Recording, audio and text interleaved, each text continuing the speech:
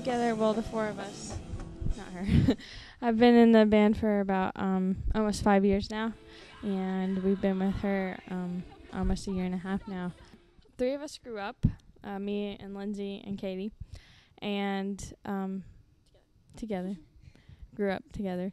And we just kind of decided to one day. We were just playing around on guitar and thought it'd be fun. And so when we started the band, we got her to play drums, Jessica over here. We've been through several lead singers, and then we happened upon her, and we like her. And that day was glorious, might I say. No.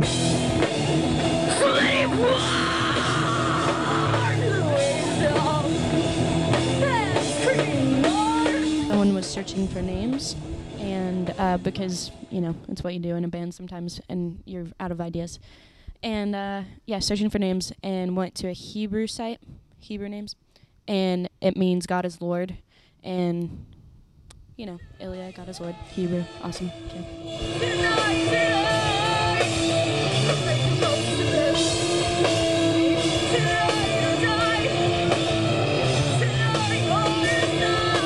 We all grew up in Christian homes, different kind of church backgrounds. It wasn't until I was like 16, I was I was kind of the kid that was like always at church, you know, every Sunday and every Wednesday, and on the outward, you know, like on the outward appearance, like looked like I had everything together, you know, and was the little Susie Christian, but inside, like, I pretty much just was dead, you know, because, I don't know.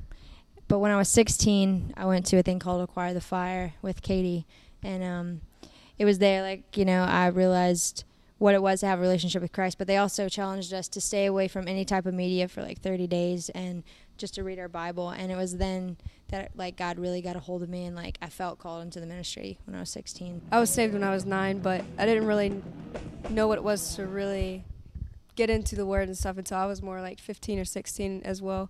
And that's when I realized that I had to have my own relationship, and I had to get into the Word, and I had to pray, and I had to spend time with Him and learn more about Him. You know, how do you have a relationship with someone unless you talk to them? And so it's still a process that I'm learning more about, but, you know.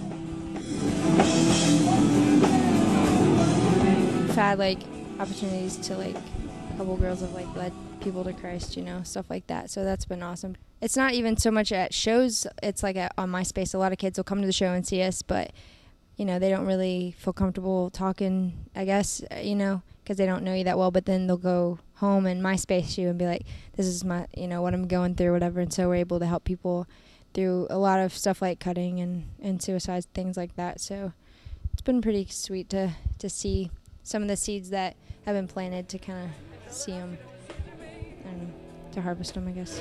Will I truly ever be free?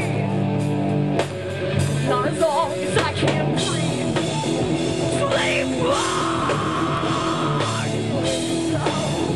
I guess one thing that we're really big on, that we really hope for people to take away from the shows, is like, if people come and they're discouraged or they're struggling with something, we want them to leave feeling hope and maybe being inspired, just and knowing that God's plan for them is hope and freedom, and that sometimes it's hard to turn to Him, especially like if you're angry at Him or something. I mean, we've all been in those places, but He still hears, and that's just a big thing on our hearts.